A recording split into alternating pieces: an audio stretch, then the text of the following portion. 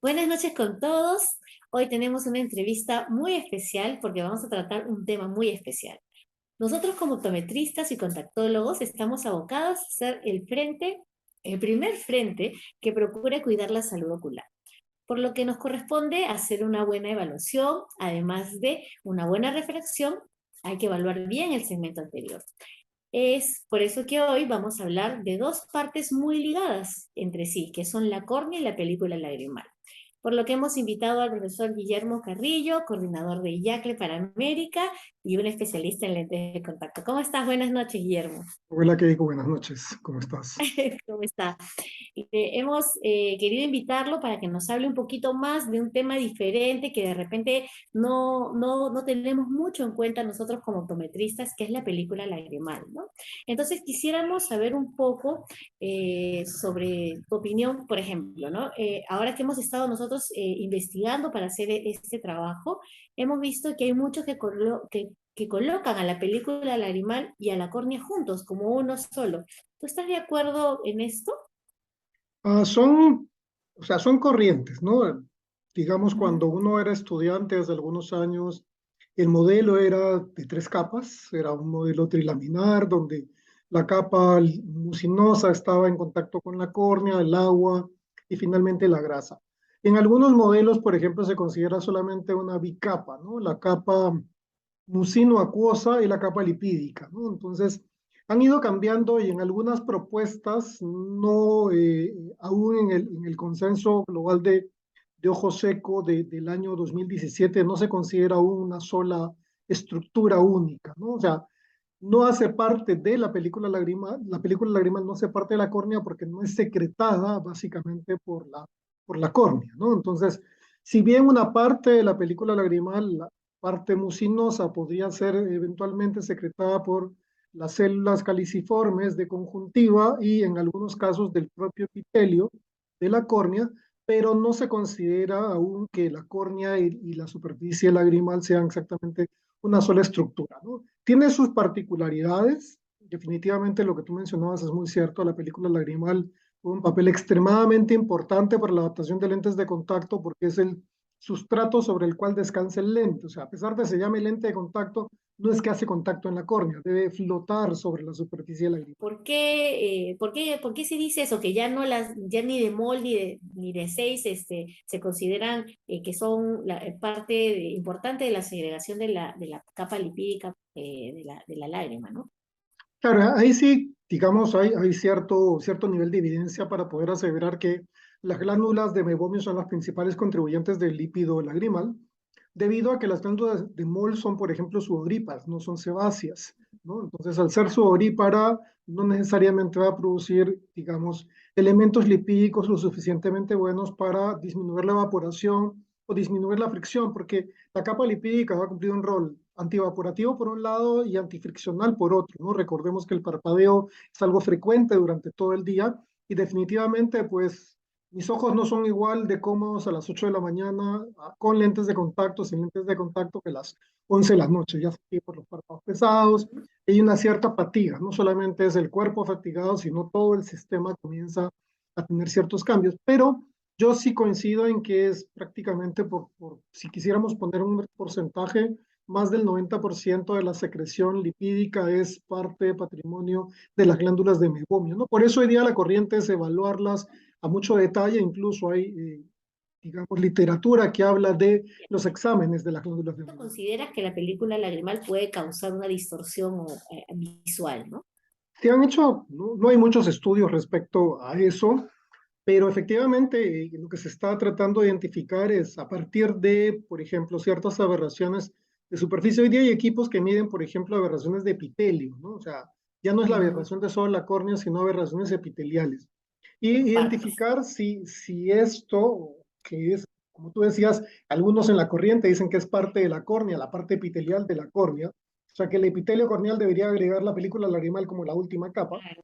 En ese caso, pues cuando el paciente tiene, por ejemplo, una estabilidad baja de película lagrimal, la agudeza visual disminuye cuantitativa y cualitativamente. Ahora, Ujú. ese nivel de distorsión básicamente está asociado a cierto tipo de aberraciones que el paciente básicamente va a tener por temas de regularidad y superficie, porque el epitelio no es liso, es ligeramente rugoso porque tiene microvellosidades y micropliegues. Entonces, la capa lipídica permite la estabilidad de la lágrima, pero el resto del componente lagrimal, que es agua y moco, van a permitir que todo se distribuya uniformemente en la superficie. Entonces, es un tema interesante que todavía va a trabajarse en el futuro, tratar de identificar cuál es el nivel de aberraciones y tratar de repente de correlacionar qué aberraciones de un paciente desde el punto de vista de superficie ocular pueden estar asociados a cierto tipo de ojo seco, por ejemplo, evaporativo, acuodeficiente o mucino deficiente, para que tú puedas decir, en función a este patrón de aberraciones, yo tengo un paciente que puede ser acuodeficiente, o tengo un paciente que puede ser lipodeficiente, ¿no? Entonces, a partir de ahí, sumado a la clínica, pues definitivamente tener un mejor manejo del paciente. Cada paciente es un mundo diferente, pues, ¿no? Y como dices, tú Definitivamente, puedes sí. ser un usuario de primera vez, pero teniendo antecedentes clínicos que pueden alterar, pues, la adaptación del lente. Entonces, Incluso, bueno, mira, incluso podría ocurrir que tu paciente exitoso por 3 4 años de lentes de contacto desarrolla alguna enfermedad autoinmune o tiene una enfermedad sistémica que no tenía, se hace diabético, que no lo tenía antes y comienza a cambiar su patrón de fisiológico. Y entonces ahí vas a tener que tú tomar acción sobre el paciente, reevaluar la adaptación y ver si ese lente que le estabas adaptando es el que sigue usando o cambias algo en el camino, ¿no? Entonces hay que tomar en cuenta de que el lente exitoso por 10 años no necesariamente es el mismo lente exitoso por los 10 años siguientes, ¿no? sí. Y eso es algo de educación al paciente, ¿no? Porque a veces es muy complicado hacerle entender al paciente eso, ¿no? Que me ha tocado, pero si yo siempre he usado este lente de contacto, ¿por qué no puedo seguir usándolo, no? Y es un poco complicado a veces hacerle entender al paciente que también va evolucionando o cambiando, ¿no? Su estructura y bueno, bueno, puede tener que cambiar el lente de contacto. Entonces, hablamos hace un rato sobre las enfermedades que pueden ir apareciendo y una de estas es el síndrome de Sjögren, ¿no? Sabemos que es una enfermedad autoinmune, ¿no? Que causa trastornos a nivel de las glándulas lagrimales, pero hay ahora nuevos métodos, ¿no? Que se trabajan con otros lentes de contacto especiales, ¿no? En pacientes con este síndrome. ¿Qué tal, cómo consideras este tipo de tratamientos nuevos en este tipo de pacientes, ¿no? A ver, el síndrome de Sjögren, como tú has dicho, es una enfermedad autoinmune, o sea que eso quiere decir que pues, regular la enfermedad y en algunos casos puede ser más severa, puede tener pérdida de adherencia epitelial, entonces se produce lesiones significativas y finalmente el paciente podría hasta perder la visión.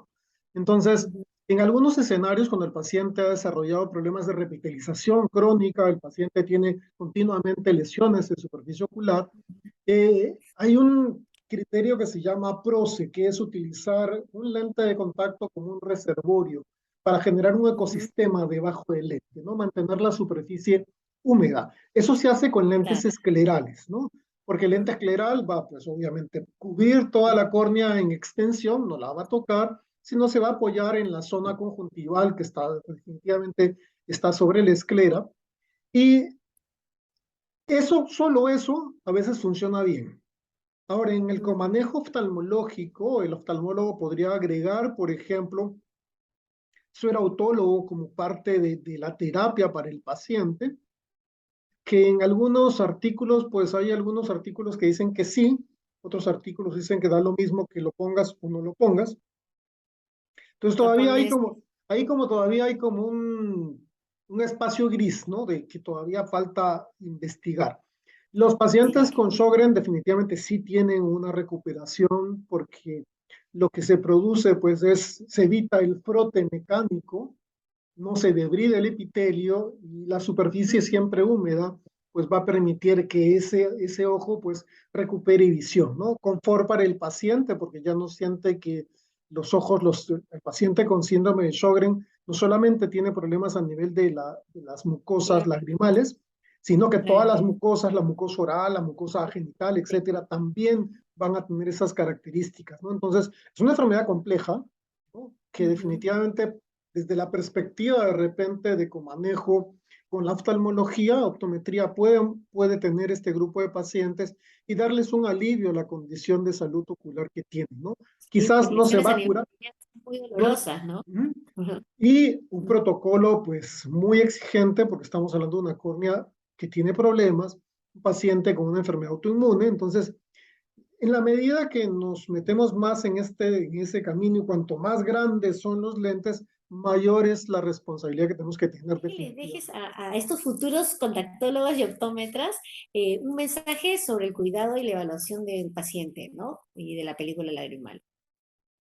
Ok, mira, nuestro rol es muy importante, no, no tenemos un rol que sea poca cosa, debemos darle el valor real al trabajo que realizamos y de alguna forma yo creo que es una gran responsabilidad que un paciente venga a dejar sus ojos en nuestras manos para una adaptación de lentes de contacto, para una evaluación de superficie ocular. Yo creo que eso es, debemos asumir esa responsabilidad y trabajar de esa manera, ¿no? Prepararnos mejor, buscar la mejor evidencia y hoy día todo se está manejando en función de evidencia científica y clínica, ¿no? Gran parte de las organizaciones globales, como el Instituto Internacional de Miopía, por ejemplo, la revista de la Asociación Británica de Lentes de Contacto, han sacado una sección de artículos científicos que sustentan la adaptación, el ojo seco, la adaptación, el control de la miopía, etcétera, básicamente para que tengamos la mejor evidencia disponible para que atendamos cada vez mejor a los pacientes. No toca el esfuerzo de,